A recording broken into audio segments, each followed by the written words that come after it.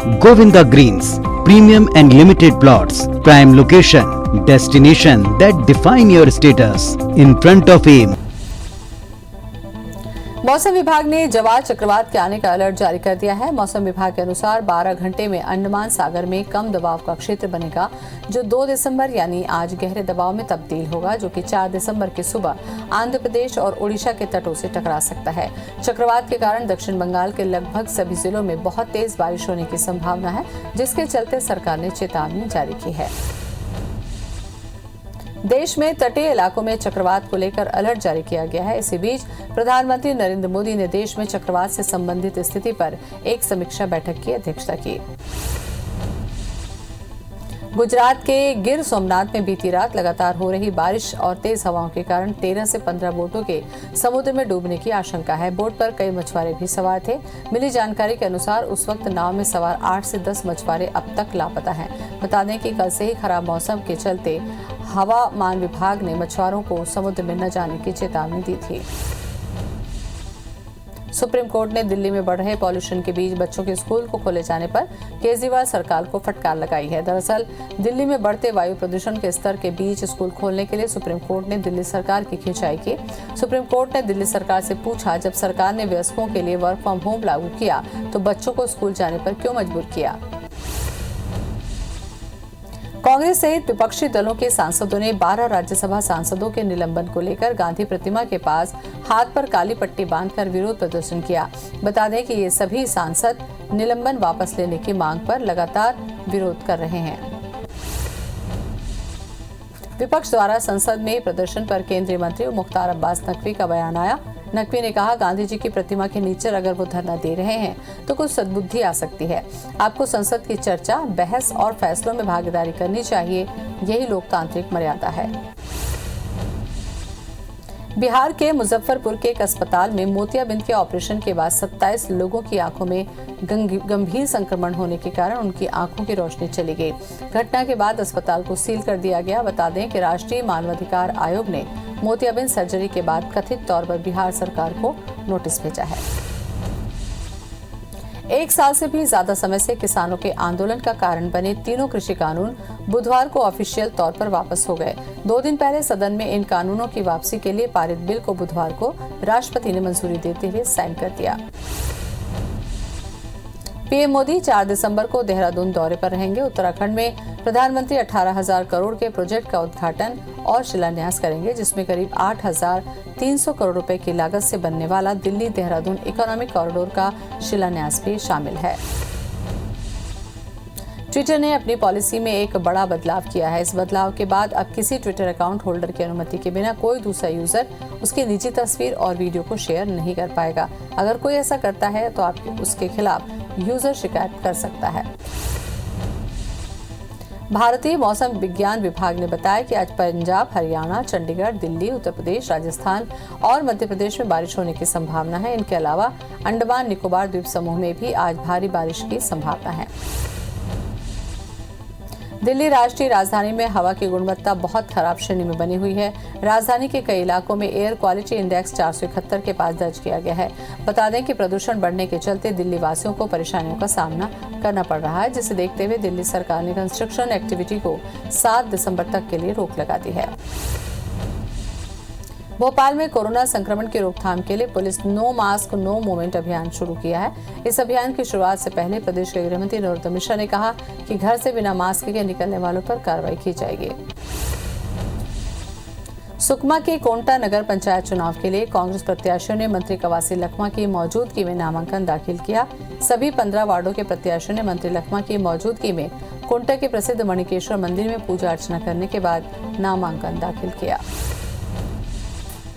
Bharatiya Janata party ने प्रत्याशियों की सूची जारी कर दी है। बीजेपी ने भिलाई नगर निगम के सभी 70 वार्डों के लिए प्रत्याशियों की सूची जारी की है। बता दें कि बीजेपी दुर्ग संभाग चयन समिति के सदस्यों की बैठक हुई। इसके बाद लगभग 4 घंटे की जद्दोजहद के बाद प्रत्याशियों की घोषणा की गई। छत्तीसगढ़ प्रदेश कांग्रेस कमेटी ने भिलाई नगर निगम के प्रत्याशियों की सूची जारी कर दी है। कांग्रेस ने पूरे 70 वार्डों के लिए कांग्रेस प्रत्याशियों की सूची जारी की है। पीसीसी चीफ ने बताया कि सभी निकायों के प्रत्याशियों को लेकर विस्तृत चर्चा कर नाम फाइनल कर लिए गए हैं। मध्य प्रदेश लोक सेवा आयोग ने 2021-22 का टाइम टेबल जारी कर दिया है। इसमें राज्य सेवा परीक्षा और राज्य वन सेवा परीक्षा के टाइम टेबल है। एमपीपीएससी 2021 प्रारंभिक परीक्षा 24 अप्रैल 2022 को होगी। वहीं एमपीपीएससी 2019 की मुख्य परीक्षा का रिजल्ट इसी महीने आ सकता है। वहीं इंटरव्यू फरवरी 2022 में आयोजित होगी। हाईकोर्ट ने राज्य सरकार के द्वारा प्रदेश में संचालित हुक्का बार को बंद करने के आदेश पर रोक लगा दी है। कोर्ट ने मामले में शासन को नोटिस जारी कर जवाब तलब किया है। बता दें कि राज्य सरकार ने प्रदेश में चल रहे हुक्का बार को बंद करने का आदेश दिया था। राजेंद्र नगर टीआई ने रायपुर में संचालित एडिक्शन कैफे से 6 हुक्का बार बंद करने की नोटिस जारी किया था। इसके खिलाफ हुक्का बार संचालक ने हाईकोर्ट में याचिका दायर की। हाईकोर्ट की ग्वालियर बेंच ने पंचायत चुनाव को लेकर मध्य प्रदेश सरकार को नोटिस जारी किया है। मामले में याचिकाकर्ता ने हाईकोर्ट से रोटेशन प्रणाली लागू करने की मांग की है। बता दें कि सरकार पुरानी व्यवस्था पर यह चुनाव करा रही है। मामले में कोर्ट ने 4 हफ्ते में सरकार से जवाब मांगा है। बलरामपुर जिले के प्रभारी सचिव आईएएस सहित कलेक्टर और जिला प्रशासन की टीम ने धान खरीदी केंद्रों का निरीक्षण किया। धान खरीदी के मामले में किसानों को स्टार का दर्जा देते हुए प्रभारी सचिव ने कहा कि इस समय सरकार का फोकस सिर्फ किसान और धान ही है, इसलिए इन्हें किसी भी प्रकार की दिक्कत न हो, इसके लिए प्रशासन हर मोर्चे पर तैनात है। सूरजपुर कलेक्टर ने धान खरीदी केंद्र का औचक निरीक्षण किया। इस दौरान उन्होंने कुछ समस्या सामने आने के बाद प्रबंधन को सभी व्यवस्था दुरुस्त करने के निर्देश दिए। निरीक्षण के दौरान उन्होंने खरीदी के तमाम व्यवस्थाओं का जायजा लिया और टोकन काटने की जानकारी दी। पेंड्रा में अवैध धान की कालाबाजारी को लेकर प्रशासन की कार्रवाई लगातार जारी है। एसडीएम अपूर्व टोप्पो, डिप्टी कलेक्टर इंदिरा मिश्रा और तहसीलदार शेषनारायण जायसवाल की टीम ने पतंगवा में 3 जगहों पर छापामार कार्रवाई की, जहां पतंगवा गांव के रहने वाले चंदू राठौर की बाड़ी से 190 क्विंटल और अयोध्या राठौर और लाला राठौर की बाड़ी से 280 क्विंटल धान जब्त किया गया। मुंगेली कलेक्टर और जिला पंचायत अध्यक्ष ने इलाके के धान खरीदी केंद्रों का दौरा किया और किसानों से मुलाकात की।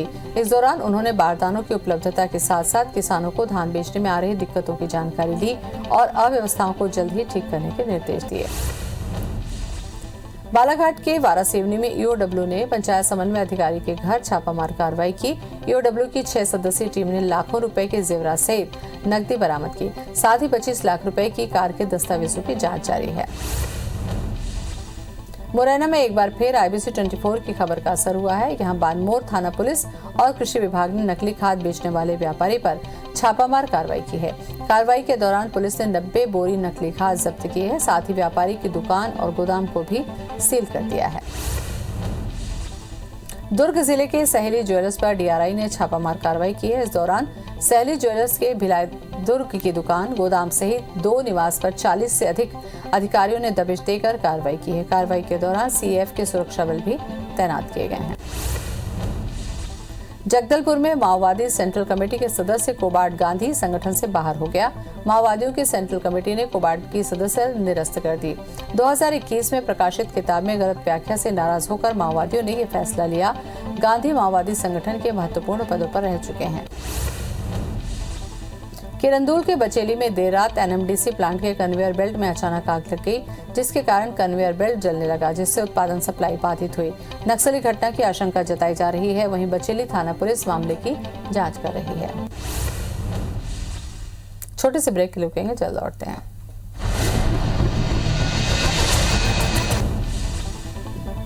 जबलपुर में खाद वितरण केंद्र पर किसानों ने जमकर हंगामा किया। हंगामे के दौरान किसान रकबे के हिसाब से डीएपी खाद की मांग कर रहे हैं। बता दें कि विपणन संघ ने डीएपी की आपूर्ति बढ़ने पर खाद देने का आश्वासन दिया था, लेकिन किसानों को सिर्फ 10 बोरी खाद दिया जा रहा है, जिसे लेकर किसान हंगामा कर रहे हैं। हटा थाना क्षेत्र में आज सुबह 2 अलग अलग सड़क हादसों में 2 लोगों की मौत हो गई। पहला हादसा हटा दमोह मार्ग पर हुआ, जहां एक शख्स की मौत हो गई और 4 लोग गंभीर रूप से घायल हो गए। वहीं दूसरा हादसा रजपुरा थाना क्षेत्र के सिलापरी गांव के पास हुआ, जहां एक व्यक्ति की मौत हो गई। जांजगीर के रनपोटा गांव में हाईवा की कैबिन पे अचानक स्वागत द्वार गिर गया। हादसे में कई घंटे से ड्राइवर फंसा रहा, जिसे बाहर निकाल लिया गया। ड्राइवर को बाहर निकालने के लिए ग्रामीणों की मदद भी ली गई। हटा जिले में शादी समारोह से लौट रही कार अचानक पलट गई। हादसे में एक की मौत हो गई, जबकि 4 लोग गंभीर रूप से घायल हो गए।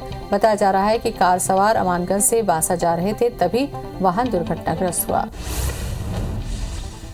बड़वानी के सेंधवा में रहने वाले कपड़ा व्यवसायी संदीप गोयल की देर रात गोली लगने से मौत हो गई। हालांकि अभी तक ये स्पष्ट नहीं हो पाया कि व्यवसायी की मौत कैसे हुई। फिलहाल पुलिस ने मर्ग कायम कर आगे की जांच शुरू कर दी है। ग्वालियर के बहोड़ापुर थाना क्षेत्र में एक प्रॉपर्टी डीलर की गोली मारकर हत्या कर दी गई। मृतक पप्पू राय अपने घर के बाहर सुबह टहल रहा था, तभी अज्ञात हमलावरों ने प्रॉपर्टी डीलर को 6 बार गोली मारी, जिससे उसकी मौके पर ही मौत हो गई। आगर मालवा के निपानिया बैजनाथ गांव में अज्ञात हमलावर ने घर में घुसकर युवक नूर मोहम्मद पर चाकू से हमला कर दिया, जिसकी जिला अस्पताल में इलाज के दौरान मौत हो गई। घटना की जानकारी मिलते ही एएसपी और थाना प्रभारी मौके पर पहुंचे और घटना के बारे में जानकारी ली। फिलहाल मामले की जांच जारी है। भिलाई शहर के अयोध्या नगर के रहने वाले सिविल कॉन्ट्रैक्टर की पेड़ पर फंदे से लटकी लाश मिली है। कॉन्ट्रैक्टर का नाम प्रवीर राय है, जो 3 दिन से लापता था। कर्ज और महिला से अफेयर के चलते खुदकुशी की आशंका है। हालांकि पुलिस केस दर्ज कर जांच कर रही है। उन्हेल में निजी विद्यालय की छत से गिरने से एक शिक्षिका की मौत हो गई। बताया जा रहा है कि उज्जैन रोड के पास एक निजी स्कूल संचालित होता है, जहां अन्य शिक्षक मीटिंग कर रहे थे, तभी एक महिला शिक्षक की छत से गिरने की सूचना मिली। मौके पर पहुंचे अन्य शिक्षकों ने महिला को अस्पताल पहुंचाया, जहां डॉक्टरों ने उसे मृत घोषित कर दिया। धमतरी जिले के सोरम भटगांव के जंगल में करीब 10 महीने पहले मिले एक युवक के शव के मामले में अब तक कोई खुलासा नहीं हुआ। स्थानीय लोग सहित परिवार वालों ने हाथियों के हमले से दर्दनाक मौत होने की बात कह रही हैं, लेकिन अब तक पीएम और फॉरेंसिक रिपोर्ट नहीं आई, जिससे परिवार वालों में काफी आक्रोश है। 10 दिनों में मुआवजा नहीं मिलने पर आमरण अनशन पर बैठने की बात परिवार कर रहा है। रायपुर में एम्स अस्पताल में सरकारी नौकरी दिलाने के नाम पर लाखों की धोखाधड़ी का मामला सामने आया। जानकारी के मुताबिक दिल्ली निवासी आरोपी यश सिंह ने जांजगीर के रहने वाले रुपेश कुमार कश्यप समेत 10 लोगों से धोखाधड़ी की। फिलहाल पुलिस ने केस दर्ज करके आरोपी की तलाश शुरू कर दी है। दतिया के सोफ्ता स्कूल में पदस्थ शिक्षक एसएस पटेल पर छात्रा ने छेड़छाड़ का आरोप लगाया, जिसकी शिकायत पीड़िता के परिजन ने भांडेर थाने में की। पुलिस के मुताबिक छात्रा 7वीं कक्षा में पढ़ती है, जो वॉलीबॉल लेने के लिए स्कूल के अंदर गई थी। इसी दौरान शिक्षक ने उसे अपने कक्ष में बुलाकर छेड़छाड़ की। गोबरा नवापारा थाना के चंपारण पुलिस चौकी ने 13 साल के नाबालिग से छेड़छाड़ करने वाले आरोपी को गिरफ्तार करके जेल भेज दिया। द्वारिका साहू पर 30 नवंबर को स्कूल से लौट रही नाबालिग का रास्ता रोककर छेड़खानी करने का आरोप है। खंडवा के श्रीमाली हॉस्पिटल में महिला से दुष्कर्म का मामला सामने आया। पीड़िता की शिकायत पर पुलिस ने श्रीमाली हॉस्पिटल में काम करने वाले रवि पटेल के खिलाफ केस दर्ज किया है। मामले की जांच अभी जारी है। फिलहाल आरोपी की गिरफ्तारी नहीं हो पाई है। खंडवा और मोरटक्का पुलिस ने संयुक्त कार्रवाई करते हुए पैसा डबल करने का झांसा देकर धोखाधड़ी करने वाले 2 आरोपियों को गिरफ्तार कर लिया है। साथ ही उनके पास से 94,500 रुपए जब्त किए। एसपी विवेक सिंह को इस गिरोह की लंबे समय से शिकायत मिल रही थी। मुरैना के गढ़ौरापुरा गांव में नहर फूटने से 200 बीघा से अधिक सरसों और गेहूं की फसल बर्बाद हो गई, जिससे किसानों को बड़ा नुकसान हुआ। वहीं किसानों ने आरोप लगाया कि घटना के बाद भी प्रशासनिक अधिकारी जांच के लिए नहीं पहुंचे।